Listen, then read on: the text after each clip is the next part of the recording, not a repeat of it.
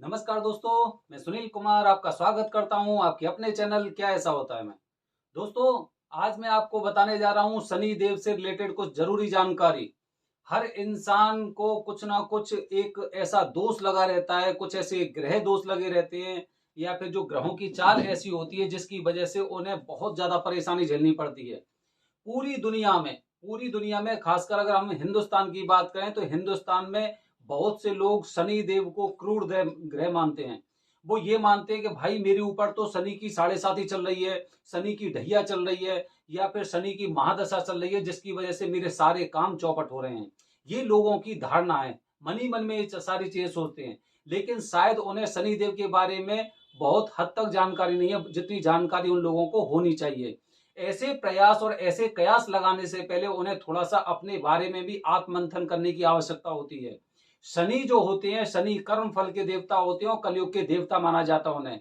आपने जैसा कार्य किया है उसका परिणाम तो आपको भुगतना ही पड़ेगा। अब वो चाहे शनि देव हो या फिर मंगल ग्रह हो या फिर सूर्य देव हो या भगवान भोलेनाथ जी हो, जो किया है वो तो आपको भुगतना ही पड़ेगा। इसीलिए शनि देव को कर्म फल का देवता माना जाता है।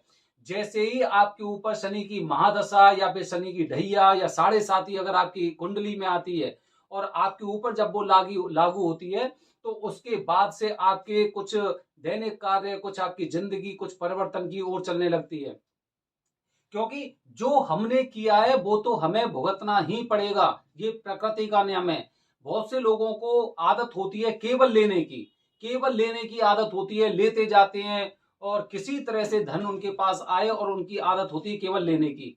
लेकिन जब प्रकृति की जो साइकिल पूरी होनी है, अगर एक तरफ से ले रहे हैं तो दूसरी तरफ हमें वो चीज देनी पड़ती है। और अगर हम नहीं दे रहे हैं तो वो ऑटोमेटिक वो किसी ना किसी माध्यम से वो चीज चली जाती है। चाहे वो डॉक्टर्स के पास जा रही है या फिर आपकी चोरी हो गई है या फिर आपका कुछ नुकसान हो रहा है, उसकी वजह से वो चीजें होती हैं। और हम नाम लगा देते हैं शनि देव के ऊपर कि शनि की मेरे ऊपर महादशा चल रही है। दोस्तों, वैसे देखा जाए तो शनि देव है, शनि देव कर्म फल के देवता हैं। और ऐसा नहीं है कि शनि आपकी कुंडली में, आपकी राशि में जब आ चुके हैं तो आपके साथ सब कुछ अनर्थ ही होने वाला है। ऐसा नहीं है, वो कर्मों के ऊपर निर्भर करता है। अगर आपने इससे पहले कुछ अच्छे कार्य किए हैं तो उसका परिणाम भी आपको बहुत अच्छा मिलता है। आप अगर कहते हैं ना, जैसे पुरानी कहावत है कि बोए पेड़ पेड़ बबूल के तो आम कहां से पाए। बोए पेड़ बबूल के तो आम कहां से पाए। जब आपने बबूल के पेड़ों को ही बोया है तो भाई कांटे ही कांटे मिलेंगे, आपको आम नहीं मिलेंगे। तो यही यही सिद्धांत होता है शनि देव का। शनि देव किसी का बुरा नहीं चाहते, बल्कि यह है कि एक आपके अंदर एक विश्वास इस चीज का होना चाहिए कि मैंने जो कार्य किया है उसका मुझे फल मिलेगा। अच्छे कार्य किए हैं तो ऐसा भी हमने काफी लोगों को देखा है। आप इंटरनेट के माध्यम से जान सकते हैं कि जिनकी राशि में, जिनकी कुंडली में शनि आ जाता है या फिर जिस राशि पर शनि की दृष्टि होती है, उस राशि के लोग भी बहुत ज्यादा तरक्की करते हैं। कारण क्या है कि उसके साथ साथ वो बहुत अच्छे कार्य करते हैं। वो किसी के साथ कुछ अहित करने की सोचते नहीं है। इसीलिए हमें कुछ ऐसी चीजें सोचनी चाहिए, ऐसी चीजें करनी चाहिए जिससे कि जब हमारे ऐसे दिन शुरू हों या फिर कुछ महादशा हमारे हमारे ऊपर लागू हो तो हमारे साथ कुछ गलत ना हो। बहुत लोग गुस्से में कुछ अंट संट कह जाते हैं, कुछ गलत स्टेप ले जाते हैं, कुछ गलत रास्ते पे चले जाते हैं। स्टार्टिंग में हो सकता है उन्हें सफलता मिले, लेकिन उसके बाद क्या होता है, उसके बाद ये होगा कि जब वो पहिया पूरा चलेगा तो भाई जो हिस्सा एक बार ऊपर है वो नीचे भी आना है। ये हम लोग भूल जाते हैं। हम सोचते हैं कि बस हम शिखर पे पहुंच गए और बस अब यहां से तो हम सब कुछ कर लेंगे। ऐसा नहीं है। जो बड़ी कंपनी के मालिक होते हैं वो भी अपने व्यवसाय को मेंटेन करने के लिए लगातार उस पर कार्य करते रहते हैं और इसीलिए उन्हें वो फल मिलता है। इसीलिए जो शनि देव हैं, शनि देव कर्म फल के देवता हैं। हम लोगों को प्रयास करना चाहिए कि हम किसी का अहित ना करें, बल्कि भलाई के और अच्छे कार्य हम लोगों को करने चाहिए। क्योंकि जैसे ही हमारे ऊपर कुछ ऐसे महादशा शुरू होती है तो उसके हमें अच्छे परिणाम मिलते हैं। कहते हैं कि भलाई की चीजें आपको विद सूद, मतलब सूद के सहित आपको वो भलाई की चीजें मिलती हैं। लेकिन बुराई की चीज आपको वो कहते हैं ना चक्रवर्ती ब्याज की तरह हमें बुराई की चीजें झेलनी पड़ती जो हमने गलत कार्य किए हैं।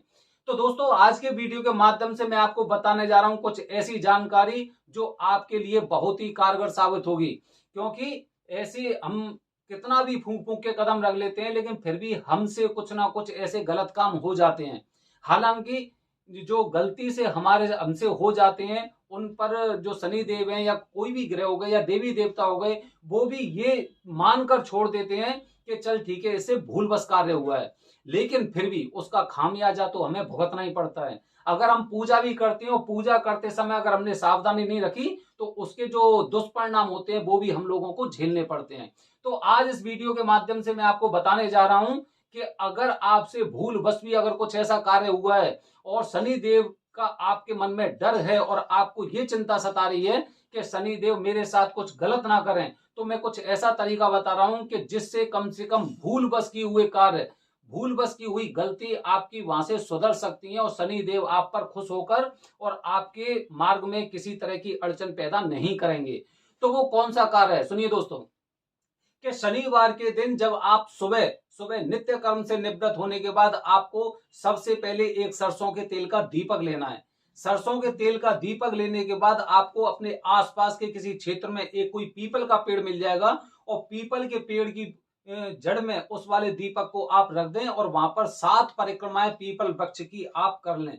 इसीलिए जब भी आप पीपल की परिक्रमा करें तो आपको एक मंत्र का उच्चारण करना है, ओम शम शनिश्चराय नमः। इस मंत्र का 7 परिक्रमा करते करते आपको उस मंत्र का उच्चारण करना है।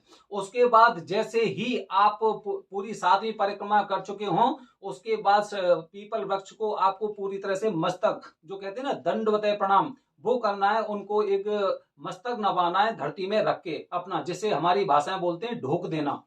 तो उसे आपको करना है। उसके बाद वहां जो जो पीपल का वृक्ष है, एक बात विशेष और ध्यान रखनी कि इसके बाद आपको पीपल के वृक्ष की तरफ ऊपर की तरफ ऐसे मुंह करके नहीं देखना है, उसके सबसे ऊपर वाले हिस्से की तरफ नहीं देखना है। कहा जाता है कि ऐसे जो राजा होते हैं, राजा के सामने मस्तक को ऊंचा रख के कोई कार्य नहीं किया जाता है। हमेशा आपकी गर्दन नीचे ऐसे करके होनी चाहिए। और उसके बाद जैसे आसपास उसी पेड़ में कोई ऐसा कोमल सा जो साफ सुथरा पत्ता हो पीपल के पेड़ का, वो एक पत्ता लेके आना है। पत्ता लेके आप अपने घर आ जाइए और घर पे आने के बाद उसे सबसे पहले आप गंगा जल से आप शुद्ध कीजिए। गंगा जल से शुद्ध करने के बाद आपको थोड़ी सी हल्दी लेनी है और हल्दी से उस वाले पीपल के पत्ते पर आपको हीम लिखना है।